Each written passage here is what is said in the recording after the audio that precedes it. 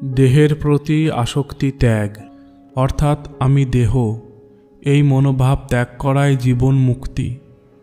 মৃত্যুর পর দেহ বুদ্ধি ত্যাগ তো কুকুর বা শূকরাদি জন্তুরাও করতে পারে।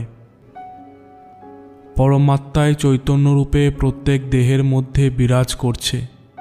যিনি এটা বুঝতে পেরেছেন, অর্থাৎ সব কিছুর মধ্যে ভগবত দর্শনকারী ব্যক্তি প্রকৃতপক্ষে জীবন মুক্ত।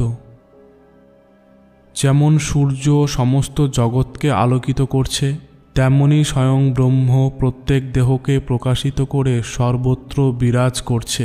এই জ্ঞান দ্বারা পূর্ণ মানুষই বস্তুত জীবন মুক্ত।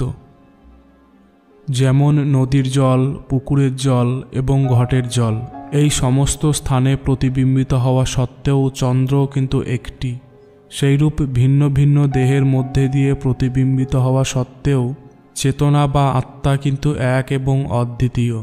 এই আত্মজ্ঞানের অধিকারী ব্যক্তিই জীবন মুক্ত।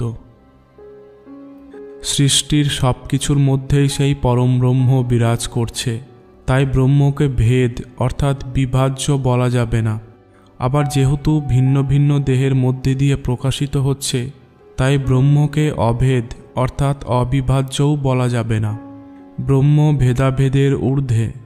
যিনি এই অদ্বিতীয় পরম তত্ত্বকে সব কিছুর মধ্যে ব্যাপ্তরূপে দেখতে পারেন, তিনিই জীবন মুক্ত। পঞ্চভূতে নির্মিত এই দেহ ক্ষেত্র এবং আমি ভাব অর্থাৎ অহংকারী হল ক্ষেত্রজ্ঞ। এই অহংকারী সমস্ত কর্মের কর্তা এবং সমস্ত কর্মফলের ভোক্তা। চিদানন্দ স্বরূপ আত্মা কিছু করেন না, আবার কিছু ভোগও করেন না। যিনি এই তত্ত্ব সম্যক রূপে জানেন, তিনিই জীবন মুক্ত। ধ্যানে মগ্ন একাগ্র চিত্ত এবং কর্মেন্দ্রিয়র কোলাহল থেকে মুক্ত যোগী, যিনি আত্মস্বরূপে ডুবে থাকেন, তিনিই প্রকৃত জীবন মুক্ত। শোক এবং মোহ থেকে মুক্ত হয়ে যে পুরুষ প্রাপ্ত শরীর ধর্ম অনুসারে কর্ম করে এবং যিনি শুভ এবং অশুভের ঊর্ধ্বে উঠে গেছেন, তিনিই জীবন মুক্ত। যিনি কর্মকে ব্রহ্মরূপে দেখেন এবং অহংভাব ত্যাগ করে কর্ম করেন, সেই পুরুষকেই জীবন মুক্ত বলা হয়। প্রাণীর মধ্যে অবস্থিত শিবস্বরূপ জীবাত্মা অনাদি এবং অবিনাশী, সুতরাং জীবের নাশ করা যায় না। যিনি এটা উপলব্ধি করার পর সমস্ত প্রাণীর প্রতি বিদ্বেষহীন হয়ে গেছেন, তিনিই জীবন মুক্ত। আত্মায় বিশ্বরূপ এবং এই চৈতন্য আকাশকে কোনো কিছু দিয়েই মলিন বা কলুষিত করা যায় না। জীব এবং শিব একই। যিনি এই সত্যটি উপলব্ধি করতে পেরেছেন, তিনিই জীবন মুক্ত। ধ্যানের দ্বারা জ্ঞানীরা যাকে খুঁজে পান, সেটাকে মন বলা হয়। আর এই মনকে যিনি সোহং অর্থাৎ আমি সেই ব্রহ্ম, এই ভাবনাতে বিলীন করতে পেরেছেন, তিনিই জীবন মুক্ত।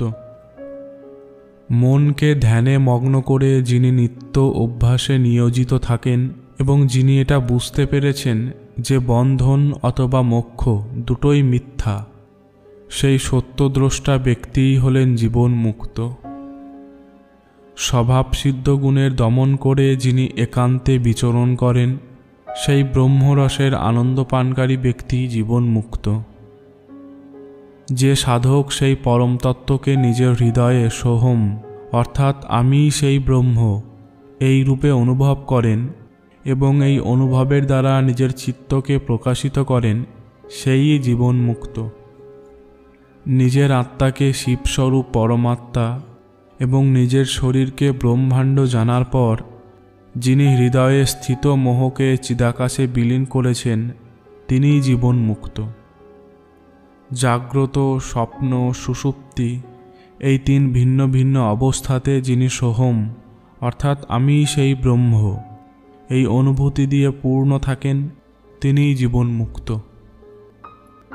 যেমন মালার মধ্যে সুতো নিরন্তর থাকে, তেমনি আমি সেই ব্রহ্ম যিনি সর্বদা এই চিন্তাতে মগ্ন থাকেন, তিনিই জীবন মুক্ত।